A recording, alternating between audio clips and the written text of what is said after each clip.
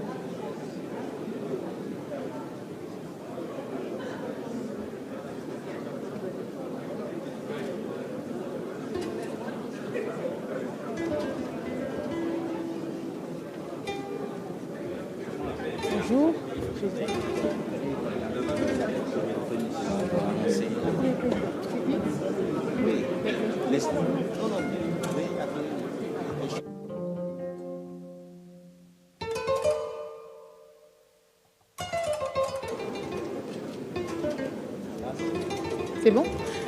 Mesdames, Messieurs, veuillez accueillir les chefs d'État et de gouvernement, s'il vous plaît. Voilà. Très bien, donc nous commençons à accueillir les chefs d'État et de gouvernement.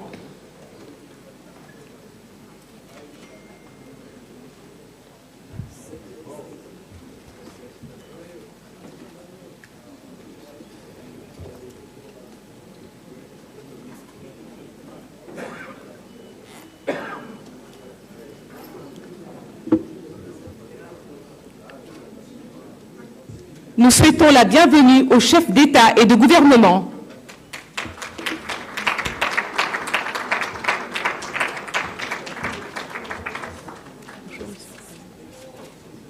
C'est bon? Oui? J'y vais? Non, je ne reste pas. Ok. D'accord.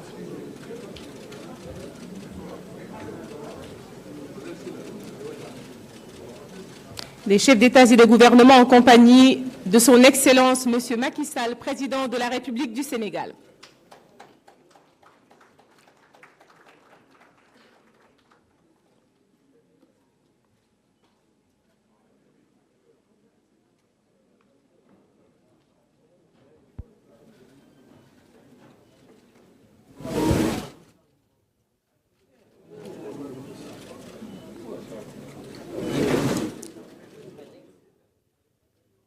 Merci beaucoup.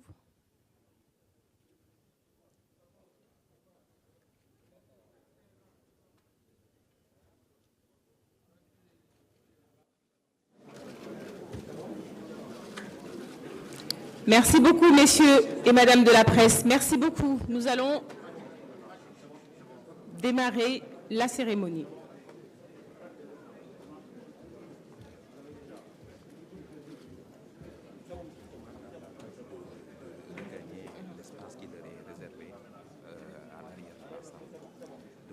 Nous demandons, s'il vous plaît, à la presse de regagner l'espace qui leur est réservé à l'arrière de la salle. Merci d'avance.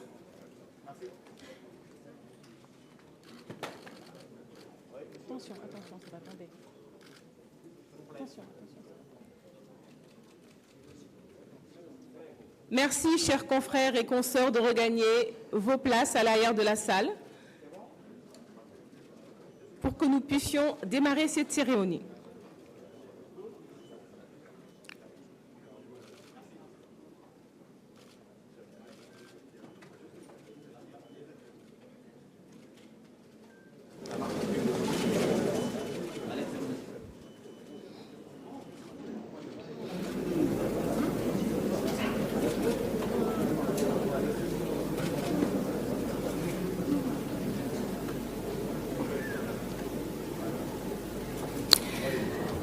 Merci beaucoup. Je suis Dr Nafissatou Diouf et je suis très ravie d'être la maîtresse de cérémonie de ce haut sommet.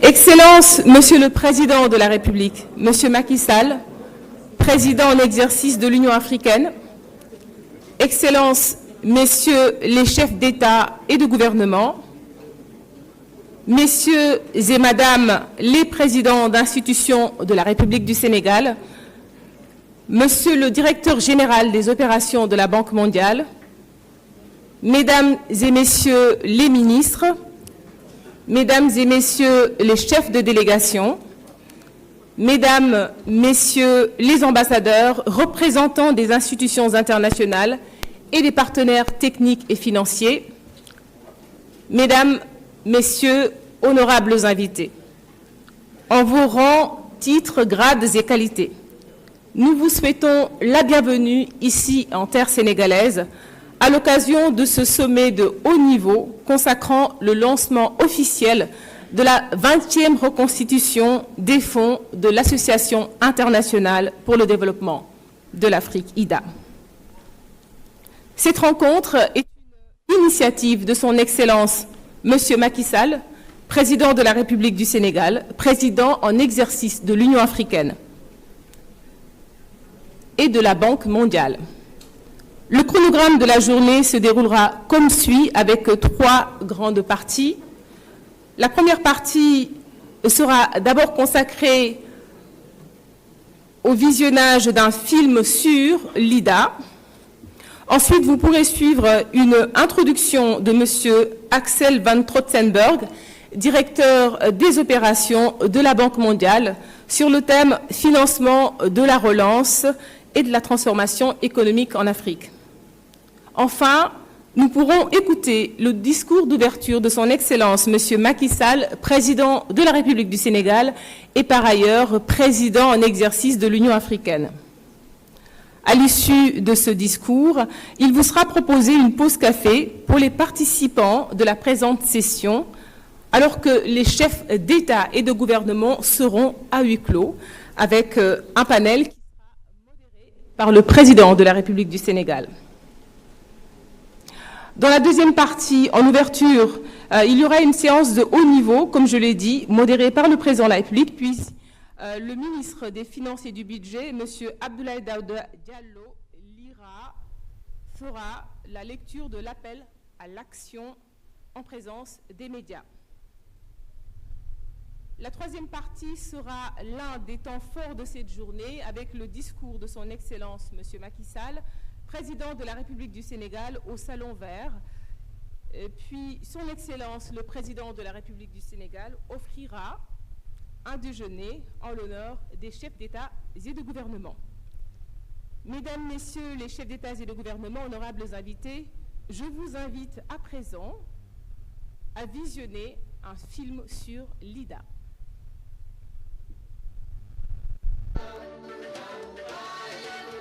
Diversité, jeunesse, force, résilience, c'est l'Afrique. Un continent débordant de potentiel, comptant d'importantes réalisations en matière de développement et résolu à relever tous les défis. L'Association internationale de développement, aussi connue sous son sigle anglais IDA, est un partenaire de longue date de l'Afrique. L'IDA est fière de soutenir la résilience des Africains en investissant dans l'éducation, la santé, l'innovation numérique et les infrastructures, en créant des États probants à travers toute l'Afrique. Aujourd'hui, face aux multiples crises mondiales, l'IDA est plus que jamais déterminée à travailler avec les pays pour relever leurs défis de développement. Avec ce nouveau cycle d'IDA 20, la Banque mondiale se tient prête à accompagner le continent africain à recouvrer les gains perdus et à poursuivre ses avancées sur la voie de la transformation économique. L'IDA fait la différence en Afrique.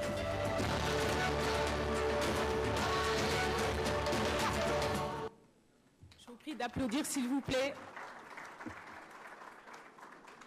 Merci beaucoup. À présent, je vous prie, Messieurs les chefs d'État et de gouvernement, honorables invités, à suivre la présentation de M. Axel van Trotzenberg. Il est le directeur général des opérations de la Banque mondiale. Sous vos applaudissements, s'il vous plaît.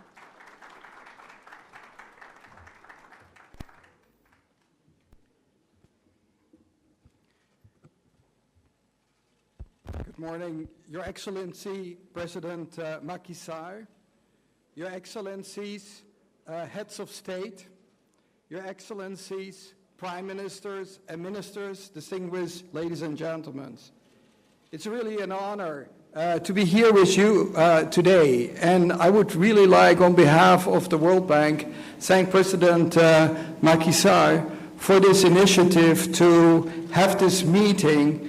And I thank him in his capacity as the President of the African Union to have organized, if you wish, this launching event for IDA 20. This is very important that we get together and see how the international community, and particularly the World Bank, can assist Africa in its development aspiration.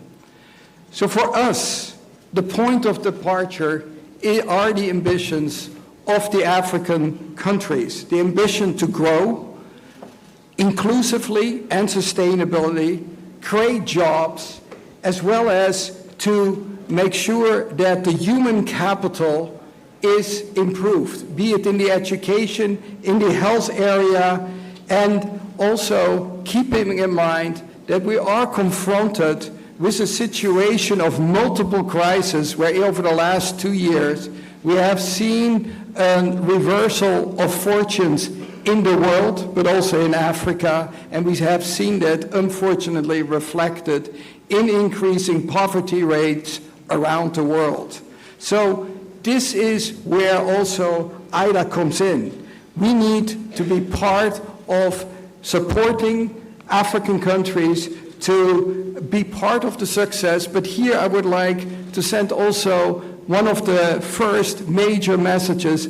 The World Bank is a long-term partner and will stay a long-term partner, and whether that is in good times, but what is even more important, when times are more challenging and difficult, and we will stay there.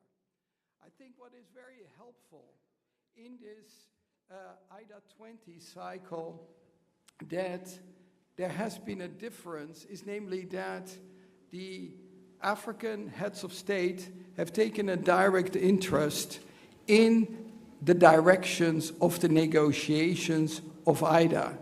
And that started last year when we had decided that with the IDA 19 resources, we should truncate the normally 3-year period in 2 years, given the crisis and given the needs of the continent to need more resources. So therefore we needed to negotiate early the IDA 20. What was particularly helpful was that Mr. Alassane Ouattara offered to organize a summit in July of last year to discuss also the strategic directions that IDA 20 may take. And there we created the Abidjan Declaration that was actually very, very helpful to help negotiate the policy package. And I would like to mention particularly a couple of ideas that were ultimately reflected in the package. One is jobs, jobs, jobs. This came everywhere. There is an incredible challenge. Every year, millions of young Africans are entering the labor market, and not always all the jobs are available. So a huge emphasis on this. Another thing where we have been learning a lot from yourselves is the emphasis over regional integration.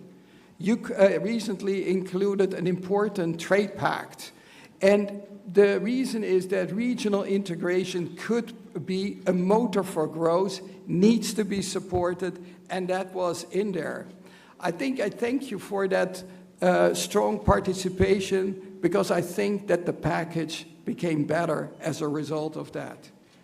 The negotiations ultimately resulted in a $93 billion package, that over the next 3 years, and of which about 23.5 billion were through contributions by donors. Now, I know that a lot of donors are linked by video conference, so let me also thank them for their continued strong commitment, their also engagement with their parliaments to ensure the package that we could negotiate. So a sincere thank you to all the donors who are linked up. But also what was important that during the negotiations, we benefited from the borrower representatives. Half of the borrower representatives are from Africa, and they made sure that these things that were also reflected in the Abidjan Declaration were ultimately in the package. And I think here I would like to also mention something that is more challenging, and that is particularly the countries that are confronted by fragility.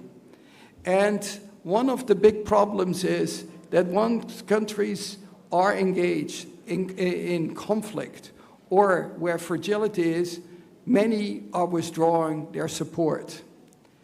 The World Bank took a different decision. Instead, fragility requires more support, continued support, not walking away. And just to give you a sense, the last fiscal year for the Horn of Africa and the Sahel, we provided about $10 billion of support. And I think that is what needs to be seen, is that we need to stay engaged. In general, I think I would like to make another important point of the evolving nature of IDA. IDA was created in 1960 essentially to deal with particularly challenges in Asia, particularly India. But now, over the last 20 years, it has systematically moved towards Africa. Just to give you a sense, in around 2000, we provided about 15% of our resources, of our total resources. This is only the IDA resource. We have also IBRD resources. Those were going to Africa. Last year, it was almost half. And so it is very clear that this is going to stay. And what is even more important, in the case of IDA, we're getting close to $30 billion. But what is most important is that of the package that was negotiated, the 93 billion, 70% will go to Africa. Our expectation is that it will go,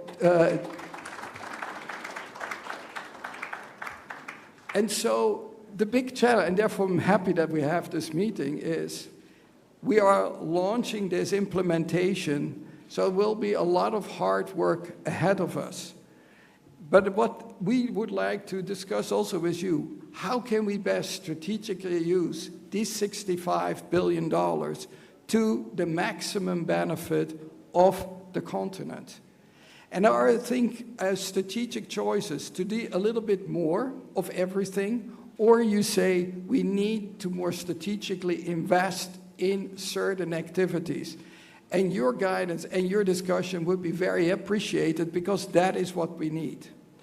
Now then the hard work comes. What we have also said, operationally, you cannot work out of Washington. It is important to have an office in Washington. Most important is to have a presence in all of the African continents, and we're happy that we have it. We have right now 1,800 people on the ground working from Dakar to Dar es Salaam, from Addis to Joburg. I think this is what we need. The big advantage of being in the countries that we not only learn about your culture, about your history, but also better understand your needs. And that is going to be the key to our success in helping African countries to have the next year, hopefully, more successful, because we are all faced with this multiple crisis, and the last one is the crisis from the fallout from the war in Ukraine, which affects you badly through the channel of higher fuel prices, higher commodity price, and as a consequence, unfortunately, also higher inflation. And inflation, we all know, is the worst enemy of the poor. So that is where we will need to have. So just a couple of ideas where I think we received a lot of advice and suggestions on how one could strengthen this. One is energy access.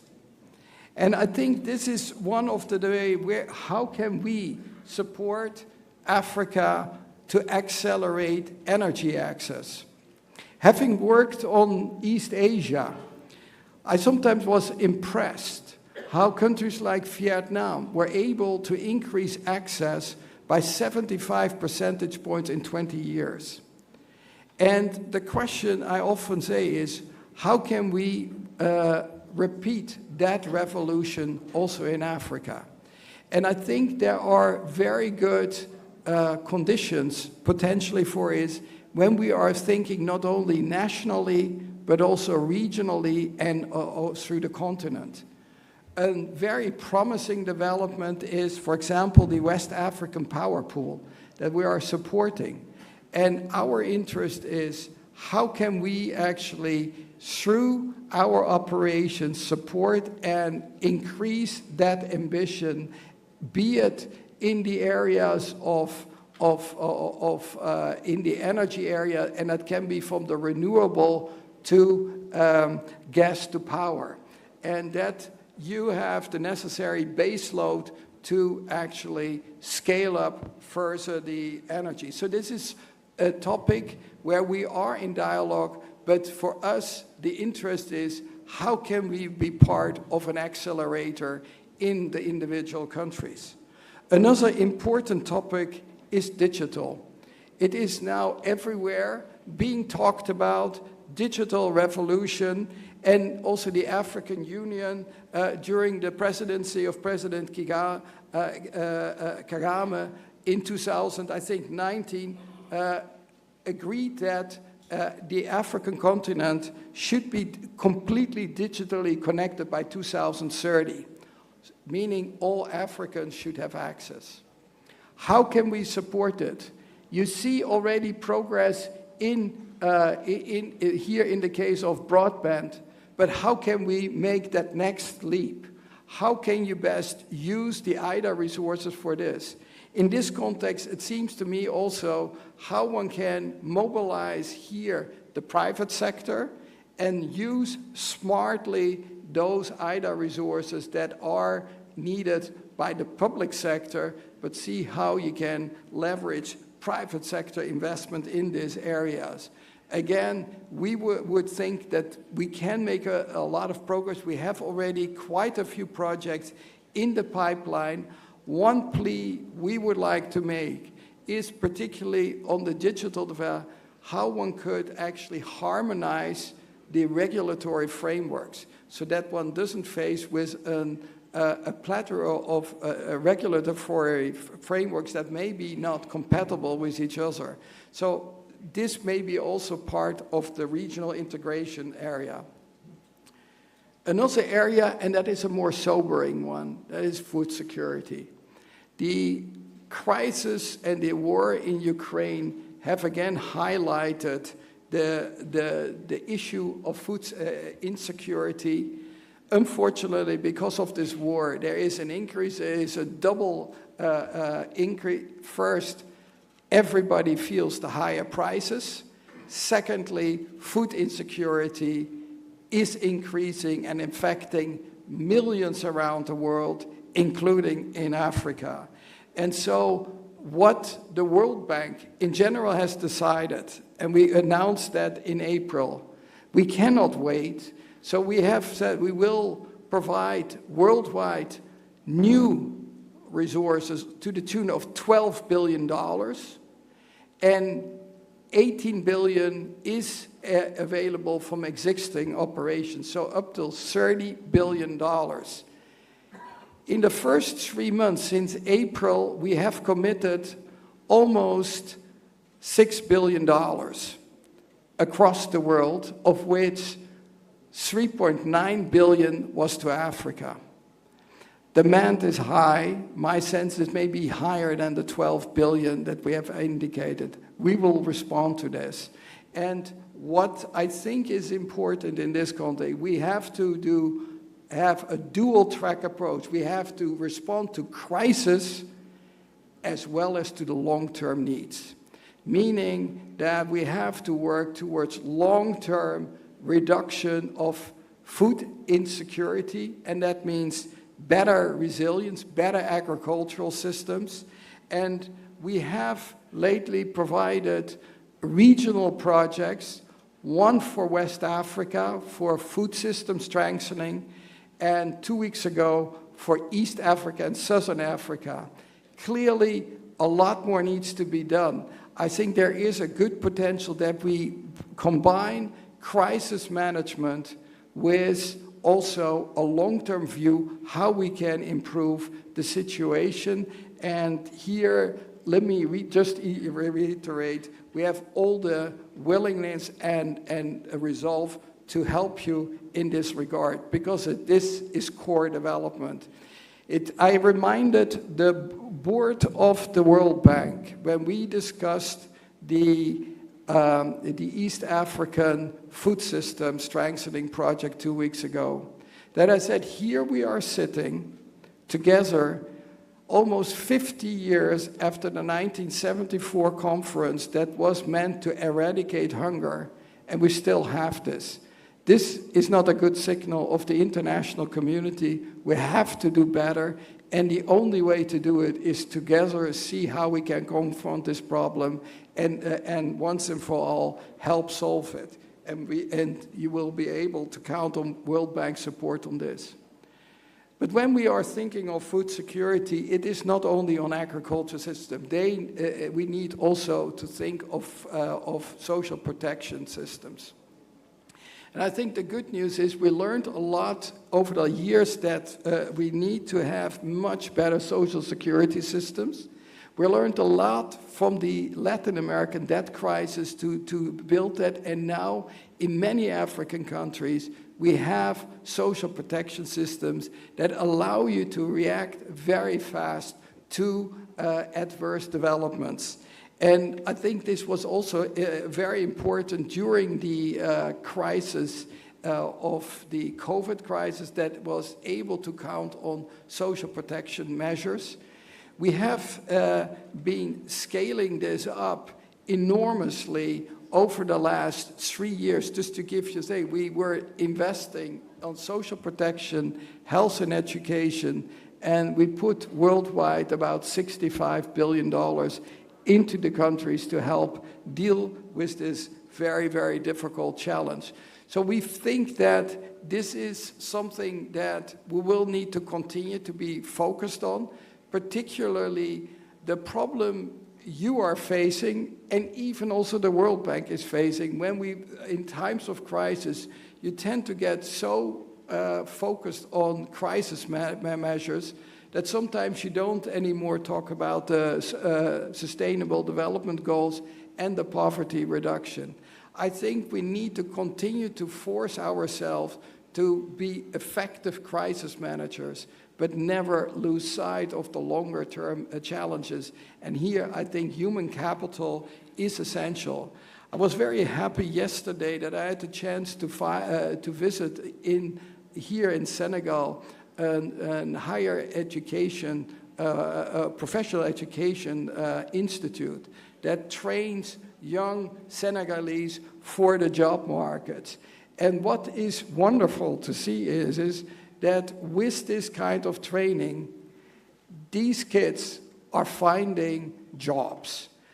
Over 90% when they get out of school are finding jobs. So what I really think is education will be key for also the job agenda, and how can we actually sustain this and support it. But that investment we will need to undertake, and I think we will need also to scale this up further. I want to finish, and it is important for your considerations when you are looking particularly at the $65 billion. The way this is negotiated is that about 2/3 of the amount is allocated to every country. We call that performance-based allocation, but it is about 2/3 of the money. Now, increasingly, there have been requests, be it from your side as well as from donor side, to have some windows that provide additional money. But that is now a substantial amount, is about $22 billion, a third of that as well. And they are in various forms. One is the scale-up window that allows to receive additional money for high-impact investments that can demonstrate transformational impact. A very important one is the regional window, and that has almost $8 billion. This is the window that many of you have been advocating, and it tends to be used to the max. And there is even often higher demand. For many countries that are hosting refugees, you know yourself that you are confronted with an additional cost, and that you have to manage in times of fiscal stress when the world economy is not doing that well.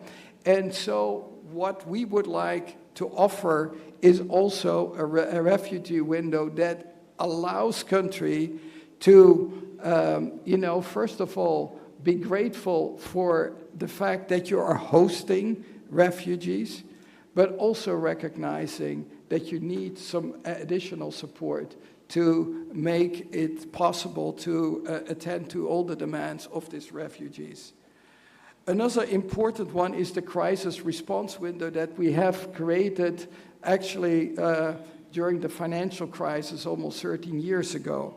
This window is extremely in high demand, and certainly now, for example, with the food crisis, that many of you are facing not only fiscal stress, balance of state payment stress. So you see these extra costs are directly translated in a higher fiscal deficit, and for that you need additional support. Finally, we have also a private sector window, and then the whole idea is that when people are talking about private sector investment, it talks easily, but then everybody wants to be de-risked. And so, in the end, you are in a vicious circle. What we have said to our private sector arm, that is the IFC, and directed by a Senegalese, by Makta Diop, he and I go back a long time. We have worked very closely, but what is most important is it may help investments to de-risk. And that is very important. I think they are using these resources fully. I would only advise be aggressive on that, to use them. On the windows in general, what I say, all of you are sitting here, but in those there is competition. Because basically, I'm always say, use it or lose it. So one of the important things is that these resources are going to where the demand is, and if you have a lot of demand, then indeed you can use a lot of these resources.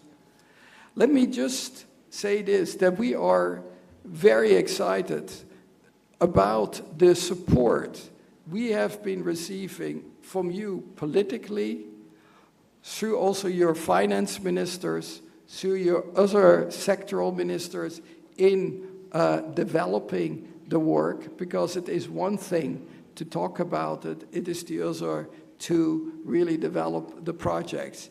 And we have been impressed.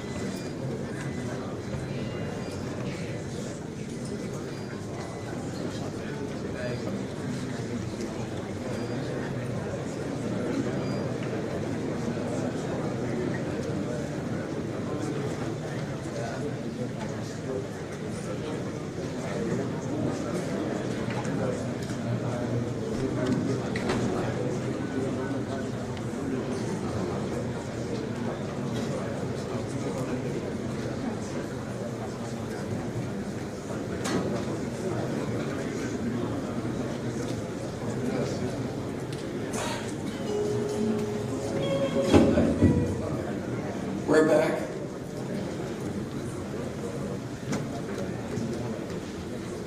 Let me just finish by this, that as I mentioned, this has required an incredible amount of cooperation, and I think I just want to recognize, and hopefully you can also convey that to your teams, that this requires a lot of close collaboration. And we have actually been felt privileged to have this commitment during times of COVID, where people have been working from home through their iPads to prepare the projects. So I think this is something to build on, and we are looking forward to work closely on this. Directing them, one you probably already know, Ousmane Diagana. He is the Vice President for West Africa and Central Africa. And Victoria Kwakwa is the new Vice President for Eastern and Southern Africa. Ousmane has been doing this now for the last 2 years, and Victoria just finished her tenure as the Vice President for East Asia. That includes China, ASEAN, and the Pacific, and brings a lot of experience, particularly also on energy access in East Asia that was so successfully done. So we are looking very much forward to very close implementation. At the end of the day, I hope that in the next years we can sit together and see what result we have booked, because the only thing that at the end of the day will count, can we make together a difference? And here you can count on our full support. Thank you very much.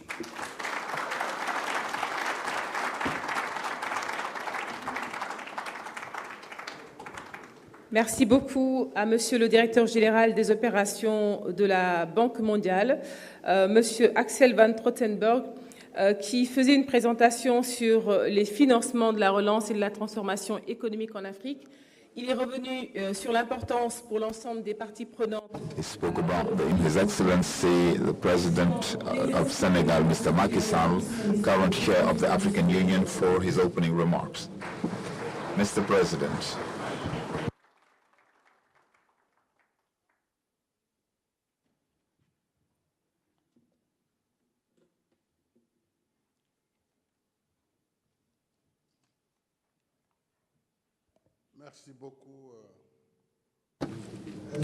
Thank you very much,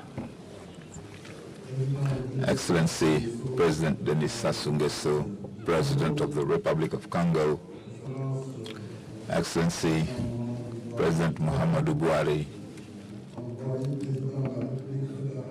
President of the Federal Republic of Nigeria, thank you for your presence. Thank you also to His Excellency George Maniweya, President of the Republic of Liberia. Thank you, Excellency Mr. Julius Madabio, President of the Republic of Sierra Leone.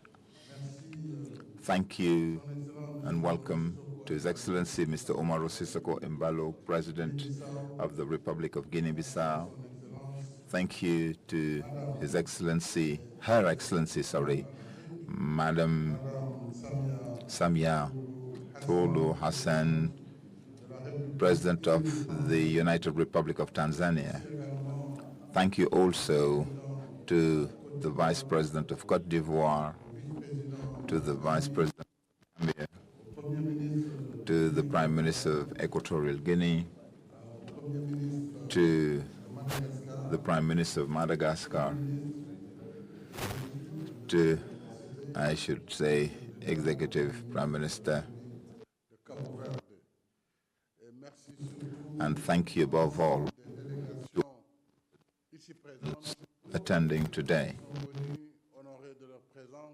for grace this significant gathering with the President. Thank you to Axel, Director General of Operations at the World Bank. Ladies and gentlemen, the Vice President for West and Central Africa, for East and Southern Africa. Chefs de délégation, mesdames, messieurs les ambassadeurs, représentants des institutions, chers partenaires, mesdames et messieurs, je voudrais avant all toute protocols chose observed. From the outset, I would like to say that this power cut is a sign of counter-performance that is not acceptable with Et quelque part, il y a quelqu'un qui n'a pas fait son travail. Et en Afrique, on n'a pas la culture. In Africa, we do not have the culture. Action doit être sanctionnée. We need to sanction this On action ne peut pas avoir because you cannot have such a high-level meeting que les responsables de l'hôtel and that the hotel management acceptent des situations. accept these kind of situations. En réalité, j'ai mis un centre moderne à In actual fact, I have built a modern center in Jamhuri, but because of the Eid, the Muslim sacrifice holiday is approaching and there will be a lot of traffic, we wanted to keep you here in Dakar. But I think that the protocol has to take care of this kind of incident once and for all. This is not tolerable. If you want to make progress, we need to sanction people when they don't do their job. That being said, ladies and gentlemen, I would like to greet you and thank you warmly for your friendship and for gracing this summit for the launch of IDA 20. With your presence, with your participation, you are giving a solemn mark of our commitment in solidarity to serve our common development objectives. I would like to commend and thank the Director General of Operations of the World Bank Group. Thank you very much, Axel, for being with us this morning. Please convey my greetings and thanks to our friend David Malpass. Merci à toutes les délégations. Thank you to all the delegations attending. Je souhaite I wish each and every one of you a warm welcome and nous tenons ces a assises pleasant stay collègues dans in Dakar. We are gathered, dear colleagues, in a context of serious crisis marked by the double impact of the COVID-19 crisis and the war in Ukraine. dépenses liées à la riposte While expenditure with regard to the health response and economic and social expenditure have risen sharply, our fiscal margins have shrunk considerably, and vulnerabilities related to debt have been compounded.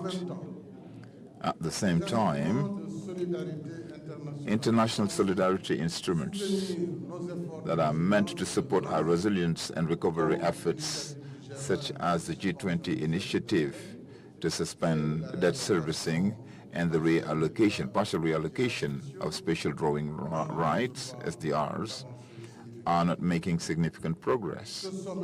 This summit, IDA 20, devoted to considering the modalities for optimum use of resources under IDA 20, is therefore a shining light in the bleak environment.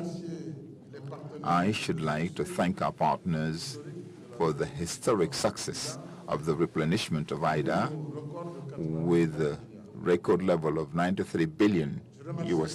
I should also like to thank my colleague, President Alassane Ouattara, for kindly accepting to carry with us the advocacy in Abidjan for the replenishment of IDA resources.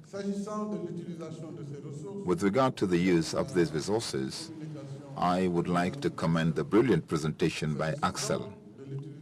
So when it comes to the use of these resources, our priorities and emergencies are many. Among them, we have top priorities, in particular job creation. We said jobs, jobs, jobs for the youth, as well as creating income-generating activities, mainly for the youth and women, who are the majority of our African population. Investing in education and training, vocational training, as the Director of Operations said earlier. We have understood that we need to change paradigms when it comes to training and education. Our people is young. Our population is high. So it is unsustainable for our states to keep finding outlets in the labor market for all of our graduates. So we had to find alternative ways of training and job creation. Therefore, we need to make sure that we give employability to this youth, but not stick to the beaten track of post-independence training of elites who are masters of theory and lip service, but cannot do anything concrete. So this change of paradigm is paramount when it comes to vocational training. The other priority is capacity building to respond to crises, health and food crisis, as we experienced in the past couple of years. Exploitation of our resources for fair and equitable energy transition in order to ensure universal access to electricity. I would like to recall that we have 600 million Africans without access to electricity. We also need to support industrialization in our countries. That's why I would like to commend the decision made yesterday by the European Parliament. Since January, we have been making efforts and calling for fair transition, energy transition, so that gas can be accepted as a clean energy, so that Africa can use gas in order to use gas to power and transition to cleaner energy. Africans are strongly committed to renewable energy, but renewable energy alone cannot support democracy in a country, development in a country rather. So we need a basic supply of fuel, and it's either fossil fuel, nuclear fuel, or gas. These conditions are therefore very important, and I hope that the energy issue will be taken care of, as well as the development of infrastructure, including digital infrastructure. So all of these priorities are in line with the Abidjan Declaration of 2021, which we have already validated last year. We are now gathered in Dakar so that the replenishment of IDA 20, which was a success, that through the Dakar Declaration, we can use this as a call to action, so that in the use and in the short space of time we can absorb IDA 20 resources. I am saying this because this record mobilization finds considerable amounts that have not been absorbed from previous IDA. Some talk about 60 billion. I don't know whether it's the right figure. If that is true, then we already have in our coffers 60 billion that have not been absorbed. Why? Sometimes states lack capacity for absorption. Sometimes the very procedures for the use of IDA 20 are obsolete. We have, together with you, to design new mechanisms in order to leverage this money that we really need and that is dormant. It needs to be used. But if we stay on the beaten track, even with 93 billion, in 2 years' time we will say that we have 15%, 20% absorption rate. That is a problem.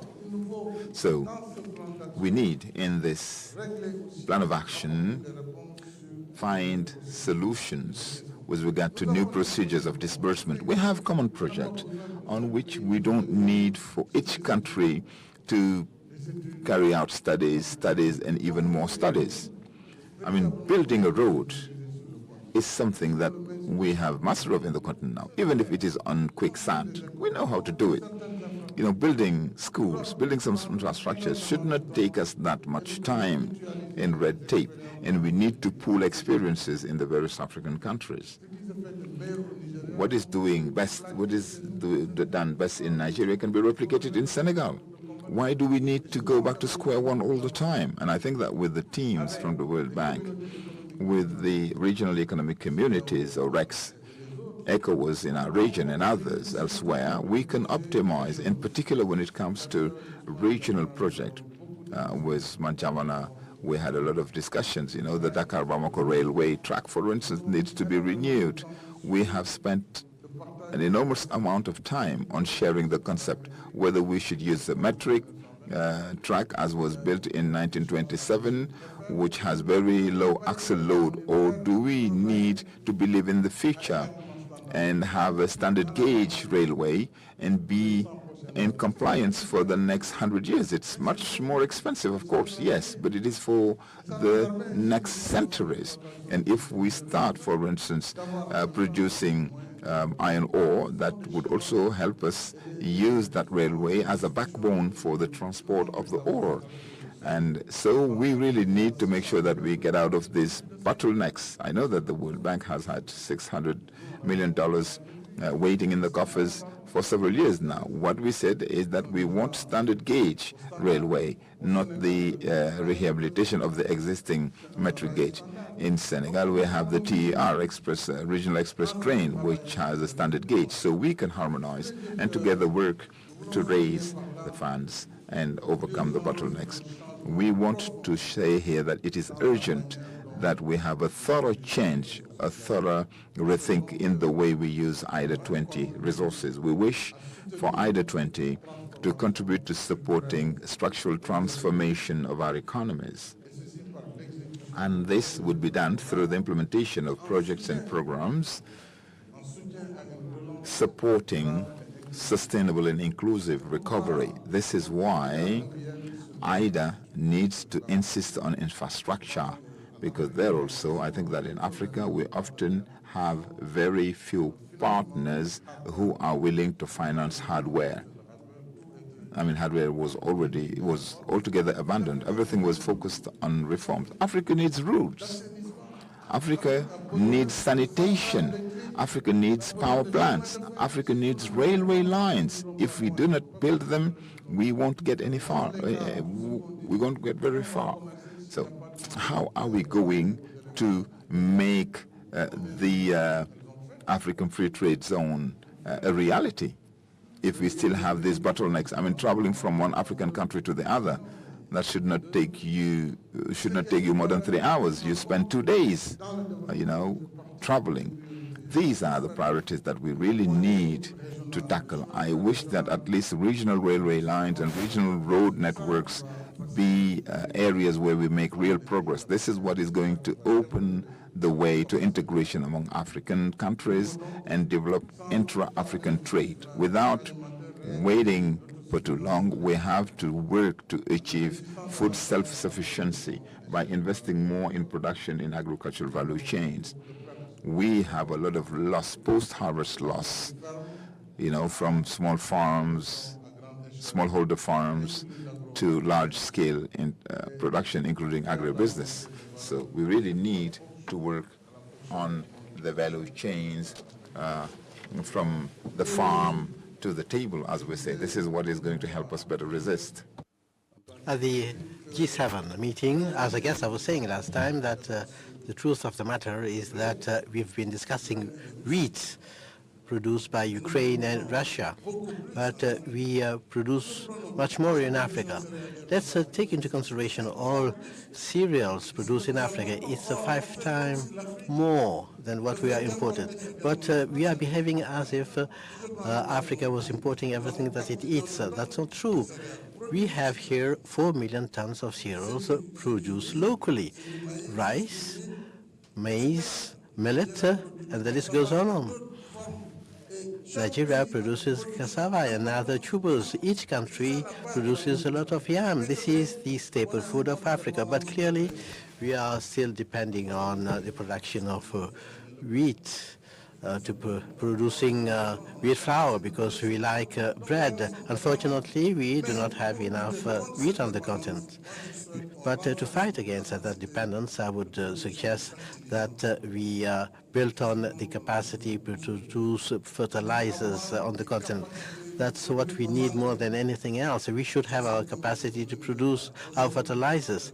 Nigeria, for instance, is one of the few countries producing enough urea, because they have developed that industry. Senegal as well has a chemical industry that produces fertilizers, MPK fertilizers, because we do have P, phosphate. We have to get nitrogen and potassium. That's where we all depend. K is coming from Russia, Canada, very few countries that have mines of potassium. If you help us turn Africa into something resilient to produce fertilizers, we would necessarily be more resilient food-wise and agriculture-wise. And of course, there's something that is of the essence, controlling water resources, controlling land resources. That's something that we experience in all our countries. But what we really need is proper inputs, good quality seeds, fertilizers. We need to control our water resources because we have 60% of arable land across the world. We shouldn't be talking about famine in Africa. We need resources in the agricultural sector, and we are happy to see that IDE 20 has considered that the food crisis is one of our priorities. And this indeed recalls how important food self-sufficiency is for our countries. In addition to that, we have to keep investing more and better in human capital through these overarching pillars: education, vocational training, but particularly health. We need more schools. We need more vocational centers, more universities and health facilities in order to build up a productive human capital that would be more resilient. By the same token, it's needed to support the emergence of a national private sector that would be sustainable, particularly the culture of entrepreneurship through innovating funding resources. In Senegal, for instance, we have a board for rapid entrepreneurship for women and youth, which is a single window system to promote entrepreneurship, the empowerment of women, and the financing of youth projects with soft conditions, because these youth and women do not have the collaterals required by the banking industry. This is a pattern that we can share. It works quite well, but it needs resources. We need to set up private sector promotion windows of IDA to support this innovating type of mechanism. That would be a good way to contribute to fighting social inequalities, supporting women, and supporting the youth that are creative, ambitious, determined, but just like I told you, they cannot access mainstream banking networks.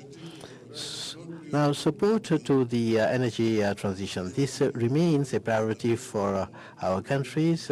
We are happy to see that we are more reasonable about it, and in line with the Paris Agreement on climate, our countries are committed in implementing policies of energy mix that would match our development priorities. We wanted to keep investing in sources of energy with a low carbon emission that applies to gas. We need to participate to the global effort to control global warming in line with the feeling of differentiated and common responsibility that we have in respect of gas emission. I'm not going to take you back to everything that we said in respect of the International Energy Agency, which in its report has shown that even if Africa would leverage for 30 years all its gas, more than 5,000 billion cubic meters, the emissions that would come out of that consumption over a period of 30 years wouldn't be more than additional 0.5%. So in total, the CO2 emission rate would be 3.5. So Africa is not the continent that pollutes most. But we need to commend the positive developments seen in the partner institutions and countries when it comes to funding gas projects. We are happy to introduce our project, gas to power project, to change all our fuel power stations into gas power stations in order to bring down the level of emissions and cut down the cost of electricity in our countries. Dear colleagues, I've been long. I'm sorry about that. What I'm trying to say is that in coping with our emergencies and priorities, the maximum use of IDA funding is something real. We need budget arrangements that would be relevant in our countries for economic recovery and resilience policies. And for that, in the name of all heads of state, I would like to ask to all IDA partners not to consider that the use of conventional resources are debts. This will extensively and intensively improve the level of deficit. If in our deficit we do not compute IDA concessional resources over a period of 30, 50 years, we will definitely release a space that will be used to resource agriculture health. That issue also of ratio calculation of the budget deficit be revisited to have more space, because we do not have a budget space. Even if you give us resources, we will be told that we cannot absorb it, because our deficit is to the tune of 4%, 5% in Africa. Well, in Africa, if we do not have a 5% deficit, how are we going to manage? Or shall we ask the state to do everything everywhere? So we have to initiate these reforms. I'm not even talking about security here. A country such as Nigeria has been coping with Nigeria for the past 10 years. How many billions have been used to control Boko Haram and terror? Mali, as we speak, Niger, Burkina Faso, they are devoting sometimes 25% of the budget for military expenditure to really rescue the sovereignty, the territorial sovereignty of states that are threatened in their own existence. So we have to call a spade a spade. We should not apply universal regulations, because nothing is universal in nature. Axel and the World Bank, I think, should try to help us calculate the use of these resources differently so that we enjoy more space. I think that if we have a plea on softer conditions for IDA 20 using improved disbursement procedures, then we'll be able to take the gamble together and win the challenge.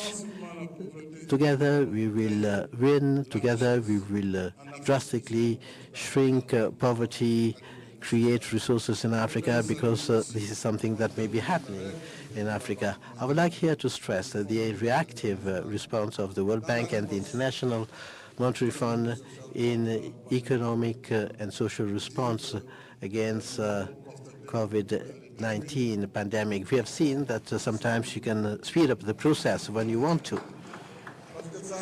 because it has been outstanding. Your responses have been swift, efficient.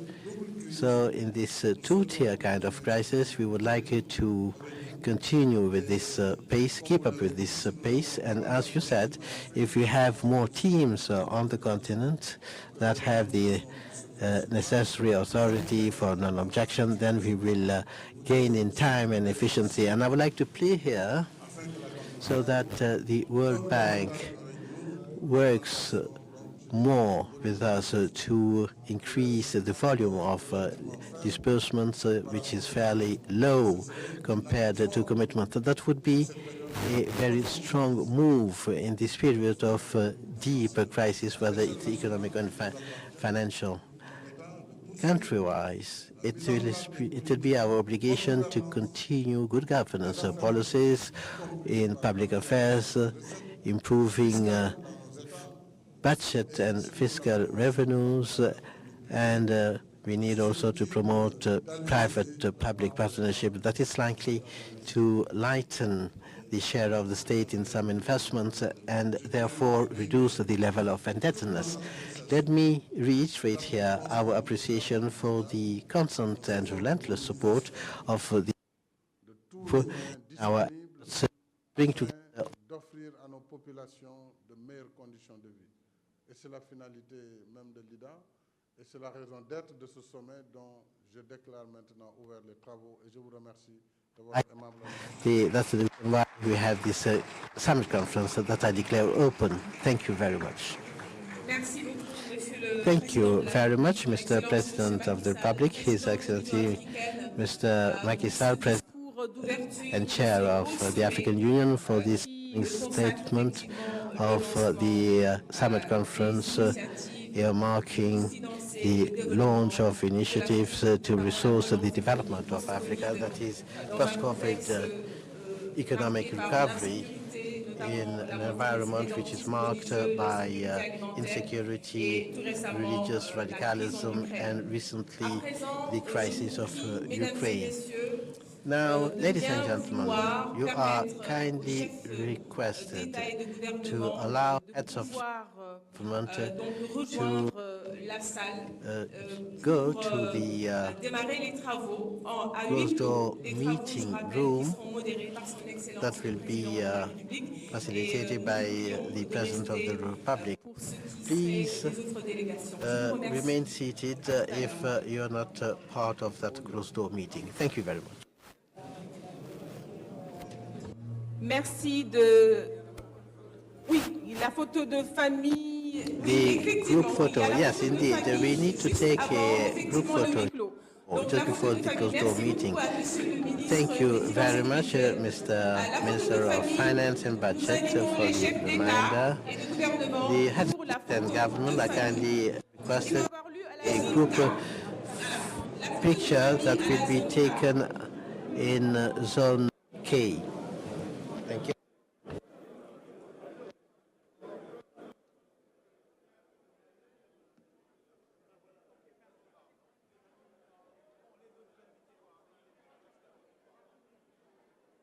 Les autres invités sont invités, voilà, à rejoindre la pause café juste dans le hall de la salle flamboyant. Donc en sortant juste pour la pause café.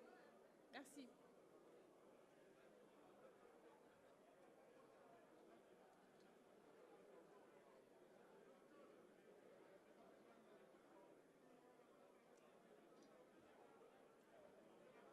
Donc merci aux invités de rejoindre la pause café. Et puis nous vous remercions d'avoir assisté.